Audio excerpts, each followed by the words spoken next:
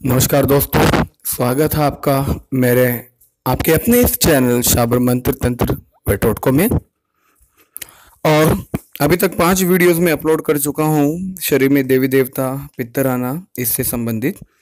और हम आज आगे बात करने वाले हैं लोगों की समस्याओं के बारे में कि लोगों में देवी देवता आते हैं लेकिन वो काम नहीं करते, या फिर काम शुरू में कर रहे थे लेकिन अब उनकी स्पीड रुक गई है, या फिर इस तरह कहें कि देवी देवता जो है पूरी तरह से जवाब नहीं देते हैं या कोई समस्या का निवारण नहीं कर रहे हैं।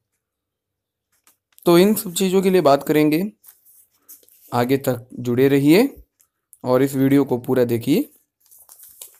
देखने से पहले और बताना चाहूँगा कि दोस्तों, अगर आप मेरी सामग्री को पढ़ना चाहते हो तो आप मेरे ब्लॉग शाबर मंत्र तंत्र पावरफुल शाबर मंत्र .blogspot.in पर देख सकते हैं। और अगर आप मुझसे कांटेक्ट करना चाहते हो तो मुझे ईमेल कर सकते हैं mantrasabar@gmail.com पर, या फिर ब्लॉग के कांटेक्ट फॉर्म से भी आप मुझसे संपर्क कर सकते हैं। तो दोस्तों देखिए, जैसे मेरे पास बहुत से फ़ोन कॉल्स आए, लोगों के ईमेल्स भी आए, और अक्सर वो ये जानना चाहते हैं, उनकी प्रॉब्लम यही है कि वो लोग भगत हैं, उनमें देवी देवता पितर बाबा इत्यादि आते हैं, लेकिन उसके बावजूद भी सबसे बड़ी समस्या जो रही है उनके लिए वो यही रही है कि उनके देवी देवता जो है सही से काम नहीं कर रहे हैं, या बोलना उन्होंने बंद कर दिया है, या कई समय से आ तो रहे हैं लेकिन आज तक उन्होंने कभी नाम नहीं बताया अपना मुंह से। कुछ लोगों को जो है शरीर में कंपन होने लगता है, तो कुछ रोने लगते हैं, कुछ गुमसुम से बैठ जाते हैं, कुछ जो है सर हिलाने लगते हैं। इस तरह से अजीब अजीब उनके साथ होता रहता है। या कुछ लोग ऐसे हैं जिनमें देवी देवता तो आने लगे हैं लेकिन वो कोई काम नहीं कर रहे हैं, और भगत लोग बहुत ज़्यादा परेशान। तो ऐसे में मैं दोस्त आप सभी भक्तों को ये कहना चाहता हूँ कि देखिए, अभी तक की आपने अगर मेरी 5 वीडियोस जो है इससे संबंधित शरीर में देवी देवता आना इससे संबंधित अगर आपने अभी तक मेरी 5 वीडियोस को नहीं देखा है या नहीं सुना है तो एक बार उनको आप सुन लीजिए। उन 5 वीडियोस में ही मैंने पूरा जो है आपको कारण बता दिया है कि ऐसा क्यों होता है। अब क्या है कि जैसे एक नॉर्मल सी बात है कि भाई, अगर आप में कोई देवी देवता आते हैं तो इससे आपके ही परिवार के सदस्य या फिर आपके पड़ोस के लोग जो है वो आपसे ईर्ष्या करने लगते हैं, और ऐसे में कोई भगत जो होता है उसके दुश्मन भी बहुत ज़्यादा बनने लगते हैं। लोग तरह तरह के करतब करवाना, तंत्र विद्या का प्रयोग करवाना, मारण प्रयोग तक भी करवा देते हैं। तो ऐसे में क्या होता है कि आपके देवता की शक्ति जो है आपको मरने से तो बचा सकती है, या तंत्र प्रयोग कर रहे हैं कोई, उसके तंत्र प्रयोग को कम तो कर देते हैं, लेकिन इसके बदले में वो अपनी शक्ति खो लेते हैं। और अपनी शक्ति खोने के कारण अब क्या होगा, जब उनके पास शक्ति ही नहीं रही, या शक्ति एकदम बिल्कुल ख़त्म हो चुकी है, या 10-15% शक्ति बची है, तो उसमें देवता काम कहाँ से करेगा आपका। तो ऐसे में तो मैं सिर्फ ये मानता हूँ कि आप जो है अपने देवताओं की भरपूर सेवा कीजिए। और जरा एक बार सोचिए कि क्या आपने कभी कोई गुरु बनाया है देवता आने के बाद में? आपकी कोई बुक भराई हुई है? आपको गुरु ने कोई रक्षा कवच या सेवा दी? अगर ऐसा है और उसके बाद भी अगर यही समस्या है तो दोस्तों, कहीं ना कहीं आपके गुरु ने कोई चालबाजी जरूर की है, या आप अपनी सेवा में सही से ध्यान नहीं दे रहे हो। या कई लोग ऐसे भी होते हैं जो कहते हैं कि हमारे गुरु ने हमारे साथ धोखा कर दिया। तो दोस्तों, ऐसा है कि दत्तात्रेय जो थे उन्होंने भी अपने कई गुरु बनाए। आपको तो ज्ञान लेना है, ज्ञान किसी से भी मिले, कोई एक विशेष गुरु नहीं होता है। अगर एक ही जगह से आपका पूरा मन भर जाता है, आपका पूरे संकाय जो है वो खत्म हो जाती है, आपकी सारी परेशानी खत्म हो जाती है एक ही जगह से, एक गुरु से, तो उस स्थिति में आप समझिए कि हाँ, वो एक गुरु ही आपके लिए काफ़ी है। लेकिन आपने किसी को गुरु बनाया है और वो गुरु जो है अपने ही राग गाते हैं। वो कह देते हैं भाई देवता परीक्षा ले रहे हैं, ये बात है वो बात है, कोई ये परेशानी। गुरु हो तो आप लोग ऐसी समस्या को दूर क्यों नहीं करते? क्यों हो रही है मुसीबत, क्यों हो रही है परेशानी, क्यों देवता झूठे पड़ रहे हैं?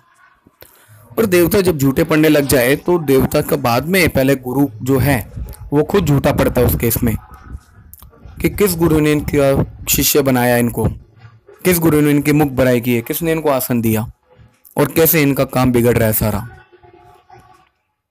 तो यहाँ पर तो दोस्तों मैं ये कहना चाहता हूँ, अगर ऐसी ही समस्या आपके साथ है तो आप किसी अच्छे शख्स को अपने आस पड़ोस में, अपने परिचित, अपने जानकारों से इस बारे में पूछिए, पता कीजिए कि क्या कोई ऐसा व्यक्ति है जो कि उनको सही रास्ता दिखा सकता है, सही मार्ग बता सकता है, उनकी समस्याओं को दूर कर सकता है।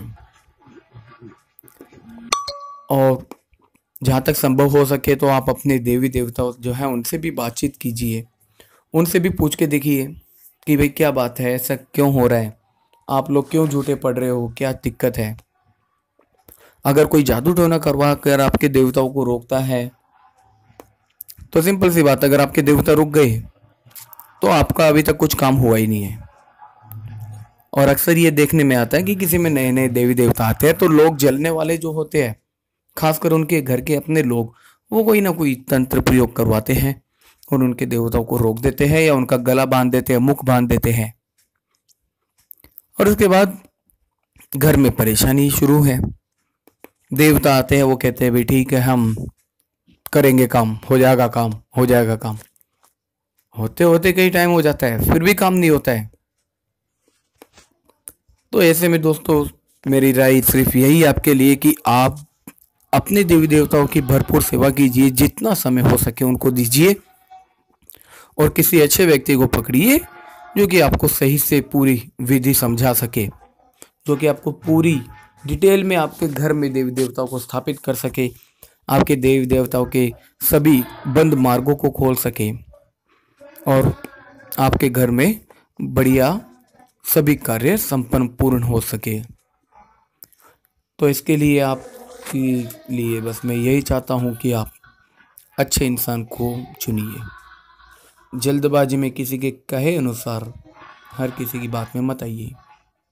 अपनी मन की भी सुनिए आप एक बार कि आपको सामने वाला शख्स कैसा लग रहा है।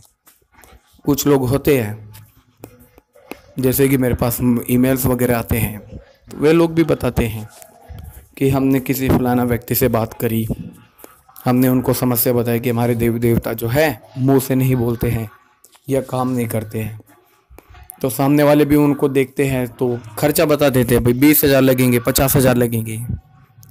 तो दोस्तों अगर ऐसे गुरु काम करने से पहले डिमांड करने लग जाए तो क्या मतलब है ऐसे में? तो ज़्यादा भटकने की ज़रूरत आपको नहीं है। आप अपने जो देवी देवता है उन पर ही आधारित रहिए और उन्हीं को कहिए कि आप ही हमें रास्ता दिखाइए अब, कि हमें कहाँ जाना है, किस से मिलना है और किस तरह से आपका रास्ता जो बंद है या जो बंधन लगा है, जो बंदिश है, उसको किस तरह से दूर की जाए। किसी ऐसे व्यक्ति के हाथ भी मत लग जाना कि वो आपकी घर में देवी देवताओं की बंदिश काटने के चक्कर में कहीं आपके देवताओं को भी दूर कर दे।